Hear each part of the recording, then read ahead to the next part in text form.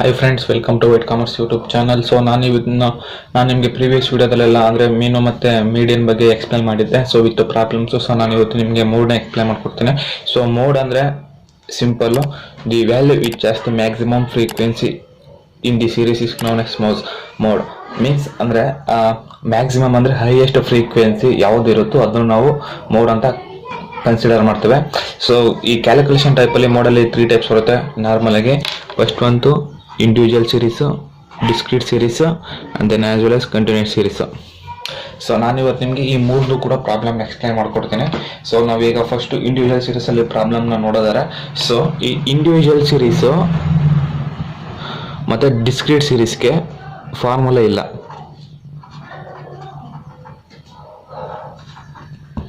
But ಏನಂದರೆ ನೀವು sense of ಹ್ಯೂಮರ್ನ ಯೂಸ್ ಮಾಡಬೇಕಷ್ಟೇ, ಜಸ್ಟ್ ಕಾಮನ್ ಸೆನ್ಸ್ನ. ಸೊ ನಾನು ಇವಾಗ ಪ್ರಾಬ್ಲಮ್ನ ಹೇಳ್ಕೊಡ್ತೀನಿ. ಜಸ್ಟ್ ಶುರು ಮಾಡೋಣ ಪ್ರಾಬ್ಲಮ್ನ ಇಂಡಿವಿಜುವಲ್ ಸೀರೀಸಲ್ಲಿ. ಸೊ ಪ್ರಾಬ್ಲಮ್ ಬಂದು ಇಂಡಿವಿಜುವಲ್ ಸೀರೀಸಲ್ಲಿ ಈ ಥರ ಇದೆ problem. So individual series. So find the mode from the following information 2 1 5 4 4 3 4 4 5 3 2 4. So that is ನಿಮಗೆ ಇದ್ರ ಮೋಡ್ ಮೀನಿಂಗ್ ಗೊತ್ತಿತ್ತು ಅಂದರೆ ನಿಮಗೆ ಇಲ್ಲಿ ಯಾವುದು ಮೋಡ್ ಅಂತ ಕಂಡುಹಿಡಿಯೋಕ್ಕೆ ನಿಮಗೆ ತುಂಬ easy. So as it is ನೀವೇ ನೋಡ್ಬೋದು, is the maximum frequency in the series known as mode.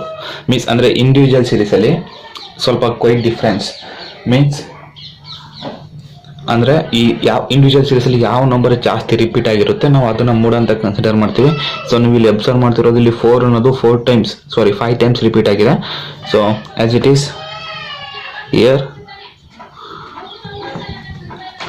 Here is the 4 as it is appears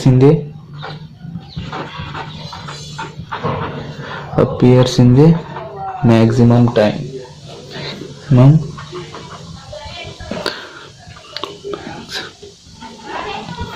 Maximum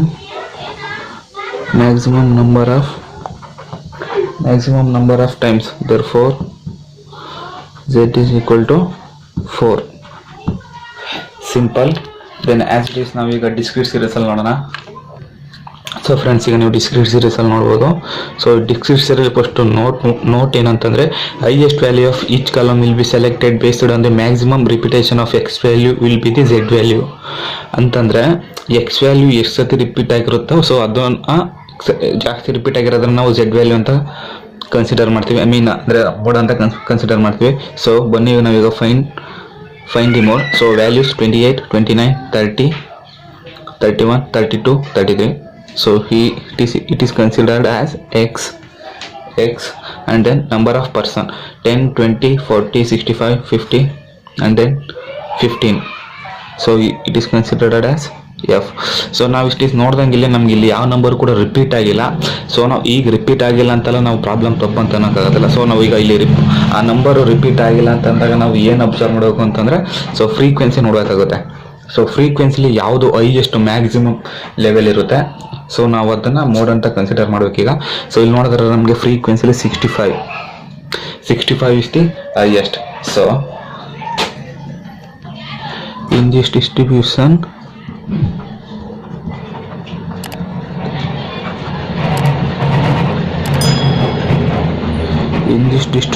since 65 is the highest frequency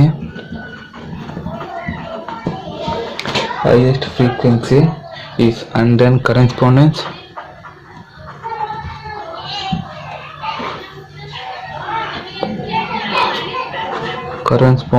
class is 31. Therefore z is equal to 31. ತುಂಬ simple ಇದೆ problem. So but ಇದು ನಾವೀಗ continuous series solve ಮಾಡೋಣ. So ಈ continuous ಸೀರೀಸ್ಗೆ ಪ್ರಾಬ್ಲಮ್ಗೆ ಏನಂತಂದರೆ formula ಉಂಟು. So ನಾನೀಗ formula explain ಮಾಡಿ ಪ್ರಾಬ್ಲಮ್ನ ಸಾಲ್ವ್ ಮಾಡ್ಕೊಡ್ತೀನಿ. ಸೊ ಫ್ರೆಂಡ್ಸ್, ನಾವೀಗ ಕಂಟಿನ್ಯೂಸ್ ಸೀರೀಸ್ ನೋಡೋಣ. ಸೊ ಕಂಟಿನ್ಯೂಸ್ ಸೀರೀಸಲ್ಲಿ ಫಾರ್ಮುಲಾ ಉಂಟು. ಸೊ ನಾವೀಗ ಫಾರ್ಮುಲಾ ನೋಡೋದಾದ್ರೆ Z is equal to L1 plus F1 minus F0 divided by 2F1 minus F0 minus F2 right to I, where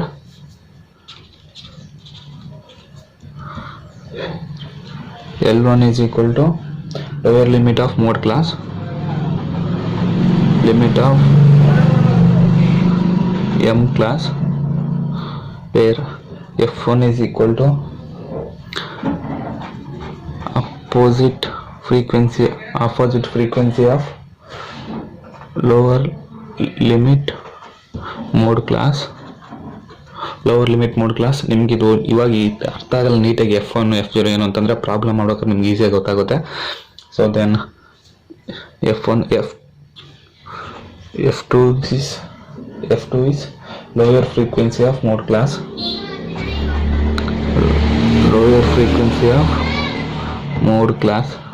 mode class ಅಲ್ಲಿ mode class ಏನು ಸಿಕ್ಕಿರುತ್ತೆ ಅದ್ರ ಕೆಳಗಡೆ class interval ಫ್ರೀಕ್ವೆನ್ಸಿನ ನಾವು lower frequency ಅಂತ ಅಂದರೆ F2 ಅಂತ ಕನ್ಸಿಡರ್ ಮಾಡ್ತೀವಿ. So then F0 will be upper frequency of mode class, upper frequency of mode class ಅಂದರೆ ಕ್ಲಾಸ್ ಇಂಟರ್ವಲ್ ಏನು ಸಿಕ್ಕಿರುತ್ತೆ ಅದ್ರ ಆ ಕ್ಲಾಸ್ ಇಂಟರ್ವಲ್ ಏನು ಸಿಕ್ಕಿರುತ್ತೆ ಆ ಮೇಲ್ಗಡೆ ಕ್ಲಾಸ್ ಇಂಟರ್ ಫ್ರೀಕ್ವೆನ್ಸಿನ F0 ಅಂತ ಕನ್ಸಿಡರ್ ಮಾಡ್ತೀವಿ. So as it is regular I is equal to class interval.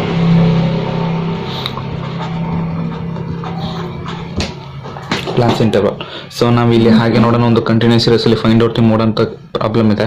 So ನಾವೀಗ ಮೋಡ್ನ ಫೈಂಡ್ ಔಟ್ ಮಾಡೋಣ. ಸೊ ಆಸ್ ಇಟ್ ಈಸ್ ನಾವು ಈಗ ಫಸ್ಟ್ ಇದನ್ನು ರೆಗ್ಯುಲರ್ ಅಂದರೆ ಪ್ರಾಬ್ಲಮ್ನ ಸೊಲ್ಯೂಷನ್ ಟೈಪಲ್ಲಿ ಹೇಗೆ ಬರ್ಕೊಳ್ತೀವಿ ಇವಾಗ ಬರ್ಕೊಳ್ಳೋಣ. ಸೊ ಫ್ರೆಂಡ್ಸ್, ಈಗ ಪ್ರಾಬ್ಲಮ್ ಈ ಥರ ಇದೆ. ಸೊ ಫಸ್ಟ್ ಪ್ರಾಬ್ಲಮ್ ಮಾಡೋಕ್ಕಿಂತ ಮುಂಚೆ ಫಾರ್ಮುಲಾ ನೋಡೋಣ. ಸೊ ಫಾರ್ಮುಲಾ ಇದೆ, ಸೊ ಆಸ್ ಇಟ್ ಈಸ್ ಬರ್ಕೊಳ್ಳೋಣ ಇದನ್ನು. So Z is equal to L1 plus F1 minus F0 divided by 2F1 minus F0 minus F2. So ವೆರಾಸ್ ನಾನು ನಿಮ್ಗೆ ಈಗ ಪ್ರಾಬ್ಲಮ್ ಎಕ್ಸ್ಪ್ಲೇನ್ ಮಾಡ್ಕೊಡ್ತೀನಿ. L1 ಅಂದರೆ ಯಾವುದು, F1 ಅಂದರೆ ಯಾವುದು, ಸೊ F0 ಅಂದರೆ ಯಾವುದು ಅಂತ ನಾನು ಪ್ರಾಬ್ಲಮ್ ಈಗ ಎಕ್ಸ್ಪ್ಲೇನ್ ಮಾಡ್ಕೊಡ್ತೀನಿ. ಸೊ ಈಗ ನೋಡಿದ್ರೆ ನಾವೀಗ ಯಾಕೆ ಕಂಡುಹಿಡಿದು ಅಂತಂತಂದರೆ, ಸೊ ನಾವೀಗ ಇದರಲ್ಲಿ highest frequency means it is considered as F, it is X. So ಇದ್ರಲ್ಲಿ ನಮಗೆ ಹೈಯೆಸ್ಟ್ ಫ್ರೀಕ್ವೆನ್ಸಿ, ಸೊ ನಮಗೆ ಹೈಯೆಸ್ಟ್ ಫ್ರೀಕ್ವೆನ್ಸಿ ಬಂದು ಇಲ್ಲಿದೆ, ಹೈಯೆಸ್ಟ್ ಫ್ರೀಕ್ವೆನ್ಸಿ ಬಂದು ಇಷ್ಟಲ್ಲಿದೆ. ಸೊ ನಾವೀಗ ಹೈಯೆಸ್ಟ್ ಫ್ರೀಕ್ವೆನ್ಸಿಲಿ ನಾವೀಗ L1 ಕನ್ಸಿಡರ್ ಮಾಡಬೇಕು. ಸೊ L1 ಬಂದು ಇದು ಅಂದರೆ lower limit of mode class, L1 ಬಂದು lower limit of mode class. So then F1 opposite frequency of, so it is considered as F1 opposite frequency of lower limit of mode class. Then F2 will be considered as lower frequency of median class, ಅಂದರೆ ಇದು F2. So lower ಇದಲ್ವಾ, ಇದು F2. So then it is considered as upper frequency of mode class. So it is F0 as it is class interval different. Sorry friends, ನಾನು ಸ್ವಲ್ಪ confuse ಆಗ್ಬಿಟ್ಟೆ. So it is F0 as it is F1 and then it is F2. So ನಾವೀಗ ಫಾರ್ಮುಲಾಗೆ apply ಮಾಡೋಣ. So ಇದಕ್ಕೆ formula ಬಂದು Z is equal to L1 plus F1 minus F0 divided by 2F1 minus F0 minus F2 into I is equal to 30 plus 50 minus 25. So as it is 50 and then F0 25 divided by 2 into 50 minus F0 ಬಂದು ನಮಗಿರೋದು 25 minus 26 into I means 10, class interval 10. So 30 plus 50 minus 25 100 100 minus, so minus, so plus, so minus ಇದೆ. So ಈ ವ್ಯಾಲ್ಯೂನ add ಮಾಡ್ಕೊಳ್ಳೋಣ. So it is 51. So 51 10 is equal to 30 plus 25 divided by 49 to 10 is equal to 30 plus 30 plus 250 divided by 49, so is equal to 30 plus 250 divided by 49 is equal to, so 250 divided by 49 is equal to 5.10. Therefore median will be 35.10.